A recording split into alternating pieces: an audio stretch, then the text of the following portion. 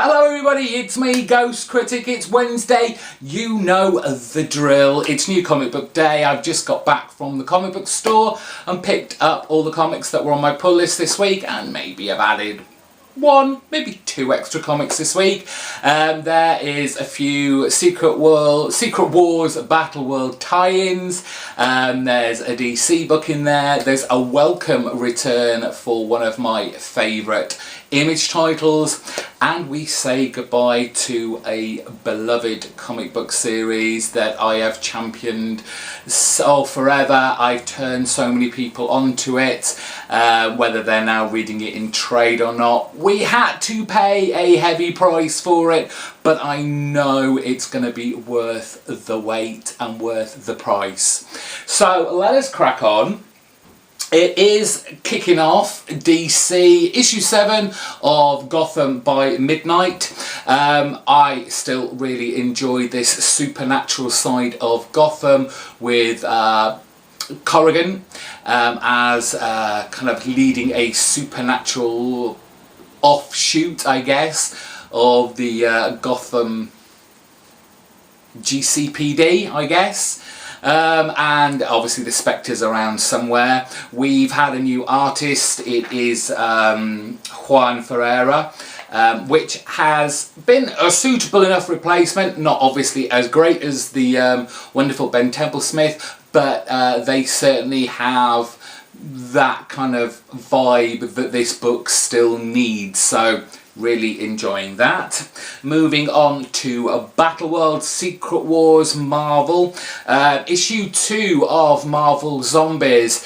A surprisingly entertaining read from the first issue. Has a lot of kind of dark humour to it that I was not expecting, so I'm expecting a lot more of that in this issue. The E is for Extinction. I think I said this last week about these kind of tie-in books to Secret Wars. As much as I'm loving these reimaginings of Marvel stories of old, the concept of the whole Secret Wars Battle World has kind of been a bit murky now, because I was under the impression that, you know, Doom had saved parts of all these different worlds to mesh into one big planet, and it just so happened that they were different versions of the Marvel characters that we know and love. But it increasingly has become more of a what if title, and it just as exciting and entertaining as they are, they're kind of cheating us, I feel. This follows on from Grant Morrison and Frank Quitely's first story arc, where we discovered that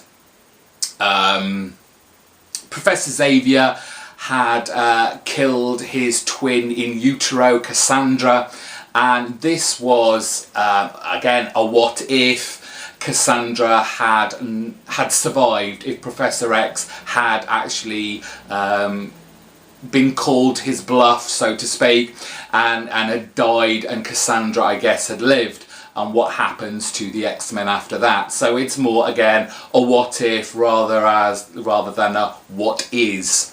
But still, I'm enjoying it. It is still very kind of Grant Morrison, Frank Quitely-esque in storyline and artwork, and I think they've done that deliberately, picking these artists and storytellers with Chris Burnham and I'm trying to remember what the first name of the artist is, but it's Villalobos on artwork. Very quietly, but a little bit uglier. That sounded rude, and it wasn't. It wasn't meant to be.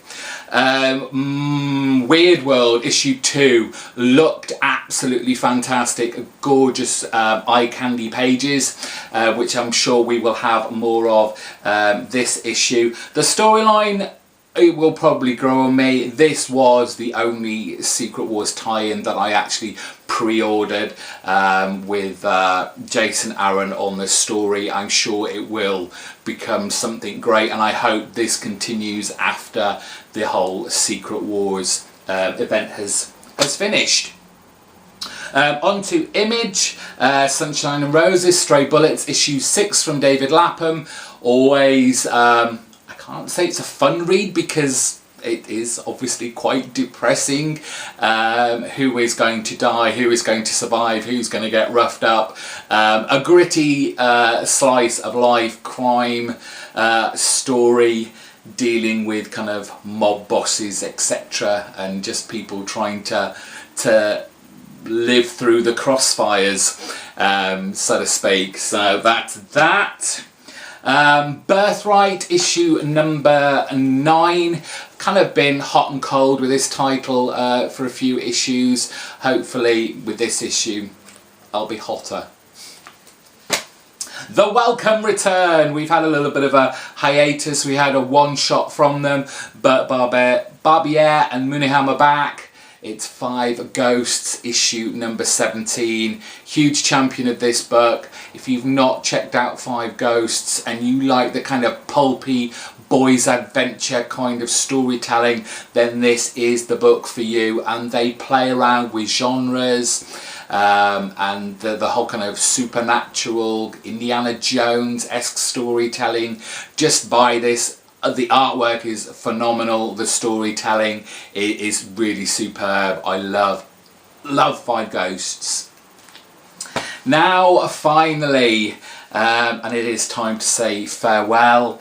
It is Fables issue 150, which doubles as the last volume of trade, trade number 22. This is a thick book.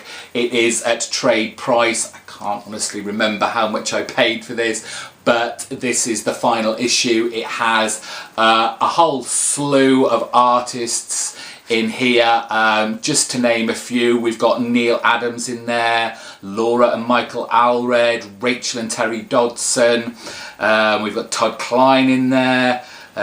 Who else? Lee Lowridge is in there, and obviously the creators and the kind of instigators of Fables, Bill Willingham and Mark Buckingham, who have been there from the very beginning. It all comes to a head. We will see how our Fables characters all say goodbye. I am sure I will do a video purely on this. I did it for issue 100. 150, the final issue, certainly does deserve a video of its own, and I will provide. When? I'm not sure, because this is a trade worth of reading here, but I'm sure once I start I won't be able to stop. And that's my pull list this week. Let me know what you guys picked up this week down in the comment section below. If you picked up Fables issue 150, are you prepared to say goodbye to Fabletown? I think I might need some tissues. Give this video a big thumbs up if you enjoyed it. Subscribe. I do videos basically when I feel like it these days, but you will always get my Wednesday pull list video, so stick with me. I'm coming back gradually. Bye bye.